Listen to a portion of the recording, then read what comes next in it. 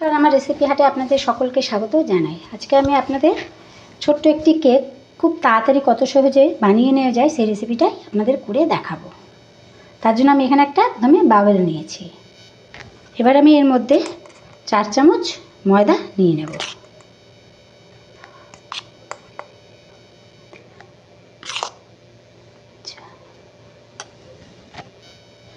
আর আমি এখানে 1.5 চামচ কোকো পাউডার নিয়ে নেব।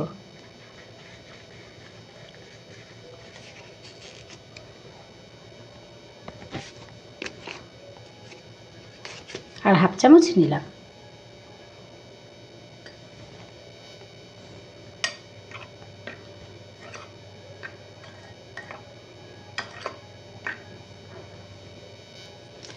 এবার আমি এর মধ্যে পরিমাণ মতো দুধ দেব। এবার আমি এর মধ্যে পরিমাণ মতো দুধ দিয়ে নেব।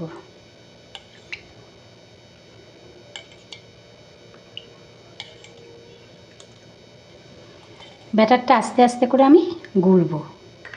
যদি দুধটা লাগে তাহলে আমি আবার দুধ দেব।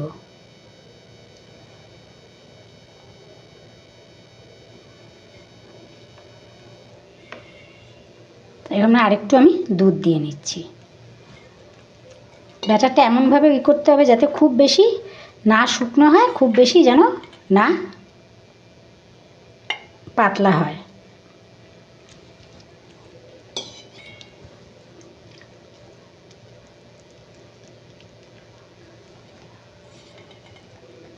আরেকটু আমি দুধ দিয়ে নিচ্ছি এখানে।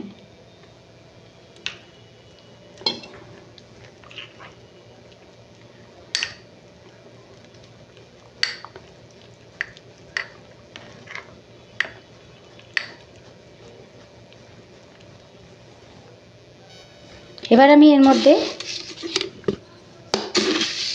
চিনি দেব। 1 চামচ চিনি দিলাম। আর আমি 1/2 চামচের থেকে একটু বেশি চিনি দিলাম। চিনিটা আমি গুঁড়ো করে নিয়ে নিই। গুঁড়ো করে নিলে তাড়াতাড়ি চট করে মিশে যায়। আমি যেহেতু গোটা দিয়েছি তাই একটু আগে চিনিটা নিয়ে নিলাম। এবার চিনিটা আমি দিয়েছি। চিনিটা দিয়ে এবার ব্যাটারটা আমি সুন্দর করে মিক্সড করে নেব।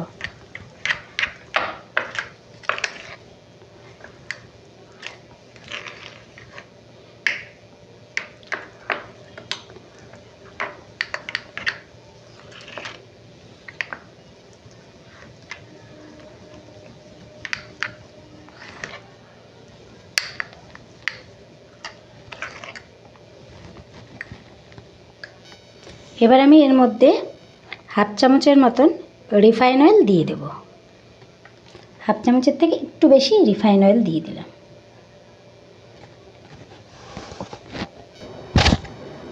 এবার আমি এটা ভালো করে নাড়ব।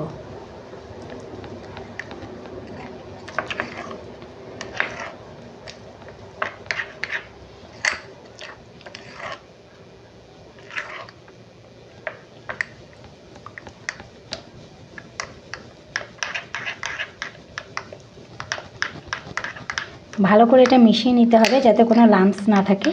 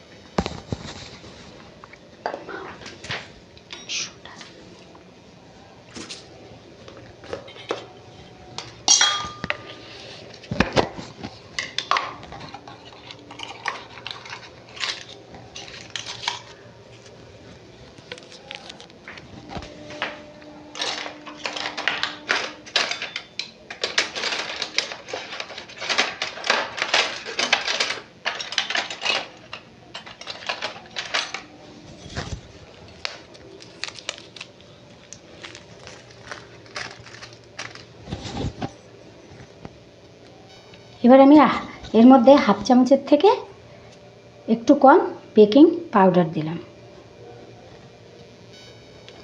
আর এখানে আমি একটা ছোট্ট চামচের 1/2 চামচের থেকে একটু কম বেকিং সোডা দিলাম।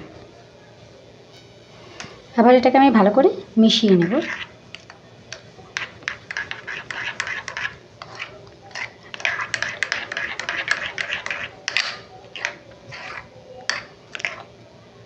দেখুন মিক্সারটা ঠিক এরকম হবে।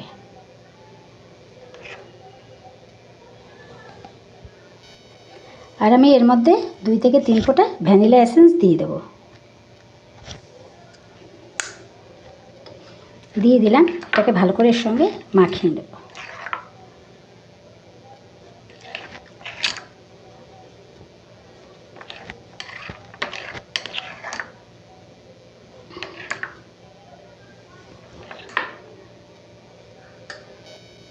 আর আমি এখানে 3 থেকে 4 ফোঁটা মতন আমি ভিনিগার দিয়ে দিলাম।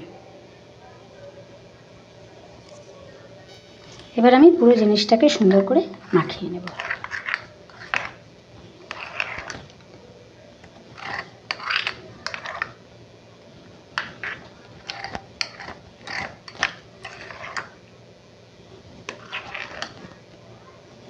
ভিনিগারটা এখানে দিলাম কেকটা যাতে খুব সফট হয়। ভিনিগারটা আপনারা দিতেও পারেন, নাও দিতে পারেন। ভিনিগারটা দিলে কিন্তু কেকটা খুব সফট হবে। দেখুন আমার মাখাটা মিশ্রণটা খুব পাতলাও হয়নি, খুব কিন্তু ঘনও হয়নি। আমার কিন্তু কেকের এই মিক্সারটা তৈরি হয়ে গেছে।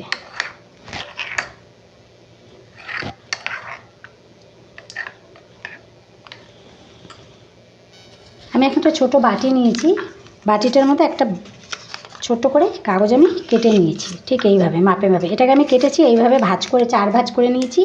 নিয়ে মিডিল থেকে এইভাবে বসিয়ে এইভাবে কেটে নিলেই কিন্তু এটা পুরোটা বেরিয়ে যাবে। আমি এইভাবে এটাকে কেটে নিয়েছি।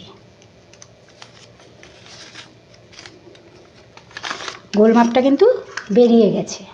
এবার আমি এর মধ্যে অয়েল ব্রাশ করে নেব। এর মধ্যে আমি একটু অল্প করে রিফাইন অয়েল নিয়ে নিচ্ছি।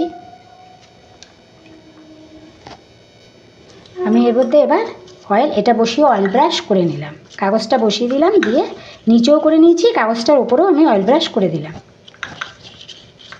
একটু রিফাইন অয়েল দিয়েছি, দিয়ে করে নিলাম। এবার আমি কেকের মিশ্রণটাকে এর মধ্যে ঢেলে দেব।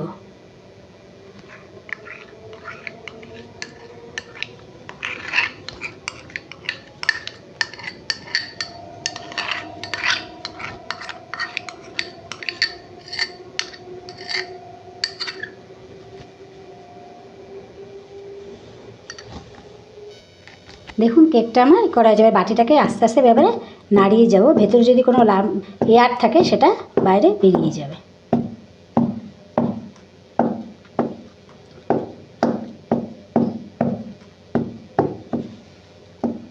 হয়ে গেছে।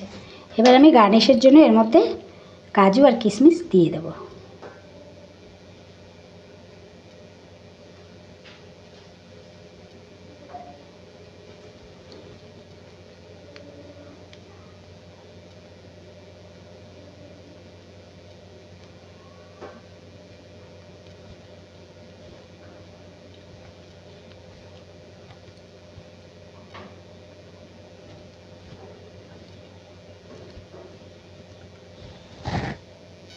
এখানে একটা ননস্টিকের ফ্রাই প্যান বসিয়ে নিয়েছি। এটা হালকা গরম হয়েছে। এবার এর মধ্যে আমি এটা বসিয়ে দেব।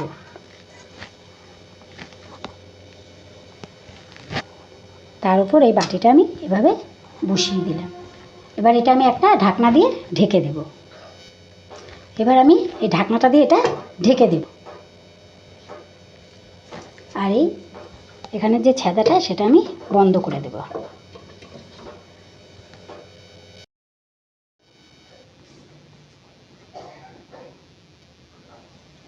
হ্যাঁ দেখুন, এই যে ঢাকনাটা এখন আমি তুলে নিচ্ছি। এটা টোটাল 35 থেকে 37 মিনিট লাগলো হতে।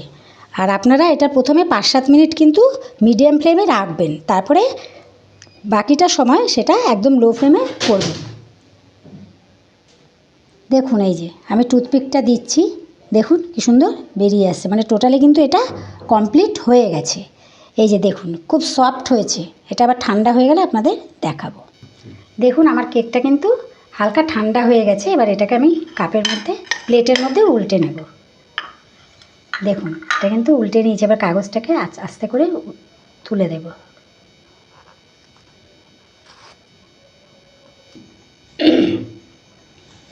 দেখুন কেকটা কিন্তু আমি একটা প্লেটের মধ্যে উল্টে নিয়েছি, এটা সোজা দিকটা কাগজটা কেটে ফেলে দিয়েছি। এবার দেখুন কেকটা কতটা নরম হয়েছে।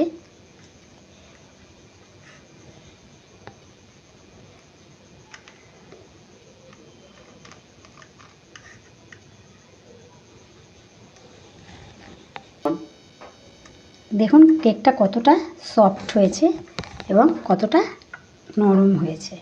দেখুন এটা কিন্তু খুব সহজেই বাড়িতে আপনারা তৈরি করে নিতে পারবেন। আপনারা অবশ্যই আমাকে কমেন্ট করে জানাবেন আপনাদের রেসিপিটা কেমন লাগলো।